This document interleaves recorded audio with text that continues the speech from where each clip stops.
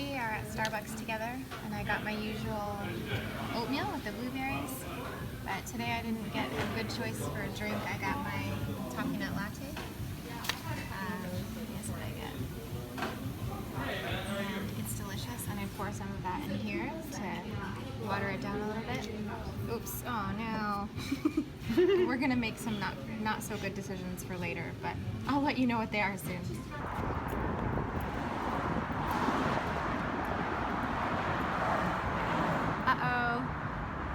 Apparently they have really good vegan donuts here, so we'll see. At this place, the top 2 rows are all vegan. Oh my god. Okay, so clearly we're living it up a little bit.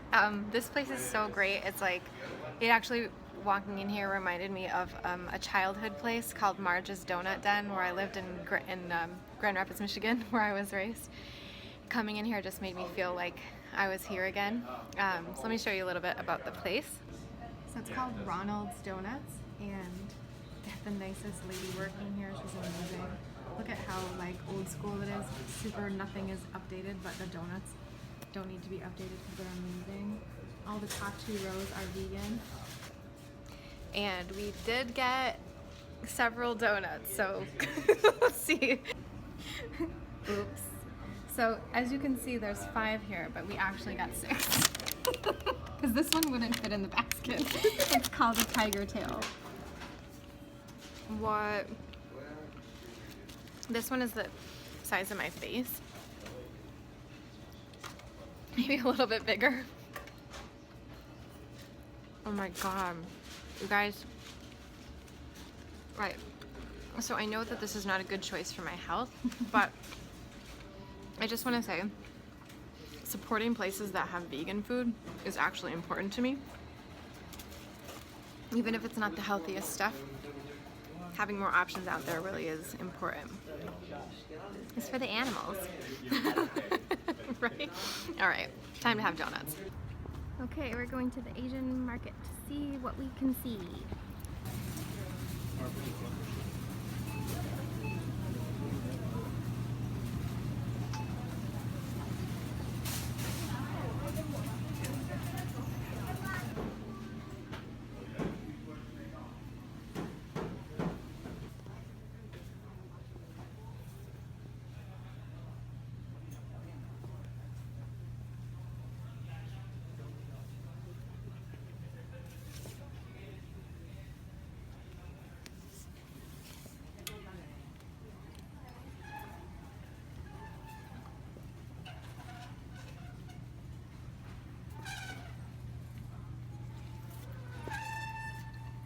Alright, we're doing a little touristy stuff. We stopped at the pawn shop from Pawn Stars.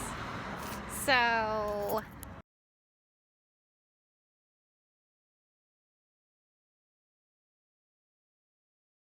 oh my god. I told you we would not be making great decisions, but it's kind of a great decision if you look at it the other way. And we got a white flatbread pizza with arugula on it, and also yum. Really going all out today, guys. I'm being introduced to the world of ramen noodles. Uh-oh. I also got some of these rice crackers that have seaweed flavor. They're super yummy. They're not good for you, but they're super yummy. I have some of these. We also got some Pocky because it's amazing, and I haven't had it in a long time. I don't know if I'll have this today. Probably. I got this for later, Soba Noodles, because I've never had them before. I got some corn husks because I want to learn how to make tamales, vegan ones. And I also bought a durian fruit, which I'll show you later. This is going to be fun.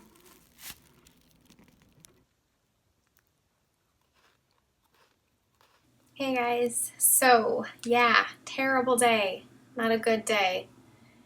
I rarely have days like that anymore where I just 100% don't think about anything nutritarian, and you guys know that. You've seen me operate for the last like several months. So had a guest in town, things get thrown off.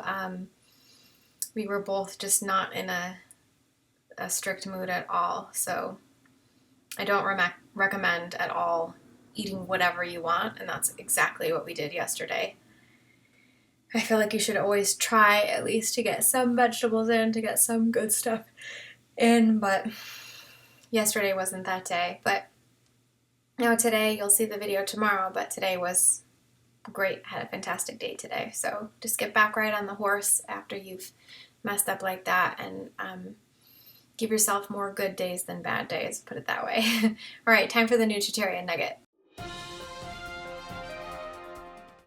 Okay, quick note from Eat for Health by Dr. Fuhrman. This is one of his sort of brief explanatory books about eat to live lifestyle, basically. Just a quick note here about fish.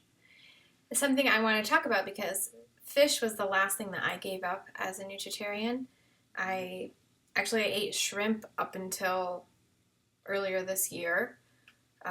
Really up until probably the summer, I considered shrimp the one thing that I kind of couldn't give up. And I had it for the full 3.5 years that I've been a nutritarian, thinking that, well, it's the one thing that I'm not going to give up or whatever. And finally I got to the point where I had heard this message that I'm about to explain to you so many times that it really just sticks in my head at this point. So let me give you this information. Many people believe they are improving their diets by eating less meat and more fish. Since fish is generally low in fat and high in beneficial omega-3 fats, many consider it an important part of a healthy diet. Studies have demonstrated that when people eat less red meat and more fish, health outcomes are improved. However, a review of the literature on fish consumption shows that fish is a double-edged sword because it may also contain mercury and other pollutants. In spite of all the presence of these valuable omega-3 fats called EPA and DHA, nearly all fish and shellfish contain mercury and other pollutants such as PCBs. Pollutants and mercury accumulate in fish as the polluted water is filtered through their gills. Larger fish that have lived longer have the highest levels of mercury because they've had more time to accumulate it. They may also accumulate it from the smaller fish they have eaten, similar to the way we accumulate mercury in our tissues from the fish we eat. If you eat fish regularly, your body is undoubtedly high in mercury, and you can't remove the mercury by trimming the fat or by cooking it because it's deposited throughout the fish's tissues. Mercury levels tested in patients correlate exceptionally well with the amount of fish the individual has consumed. And then the bottom line is that on fish, we can no longer consider it a health food. Either avoid it or eat no more than once weekly. If you do have fish, choose from the lower fat, lower mercury types such as flounder, scallops, trout, sole, squid, or salmon. And then you want to avoid swordfish, mackerel, tilefish, and shark because they contain the highest mercury levels. Also be aware of the place where it was caught and what type of fish it is, and never accept recreational fish from questionable waters, and never eat high mercury content fish. Not worth the risk. You can also, and then he goes on to talk about his DHA and EPA supplement, the omega-3 supplement that he sells on his website, which I personally take. So you can get those same kinds of omega-3 fats without having to eat the fish and get the mercury. So very quick note, just something to keep in your mind. If it's something that you've been eating regularly, you might want to try to just cut back or try to do it no more than once a week as he recommends. And let me know what your thoughts on fish are. Do you still eat fish? Do you have it regularly? As I said, I had shrimp up until just several months ago, and I still have cravings for it. I still wish I could have shrimp, or when you go to a restaurant, you see all these great options on the menu and you just think, I could have just a little bit, and I could, but for me, it's gotten to the point now where after so long of reading these books and reading them over and over and over again, I get the real strong feeling when I'm about to consider it that no, better not kind of thing. But it's important, as I say, to keep reading the books over and over again and keep re-educating yourself. I mean, I've said this before, but I've read Eat to Live about 5 times now, and I've read each of his other books about twice at least. So keeping, it sounds a little crazy, but it actually helps to retain that information and make it so that you make healthier decisions when each decision comes up to you. So let me know what you think about the whole fish thing down below. And do you supplement with other things for the DHA or EPA? Like you could take flaxseed You could, you know, have flaxseed every single day, which I try to do as well. I always put that into my oatmeal and my smoothies. We could sprinkle it on your salads, or using like chia seeds or hemp seeds. That kind of stuff is other really great sources of these omega-3 fatty acids. So walnuts too. Let me know what you think down below, and I'll talk to you guys tomorrow. Bye!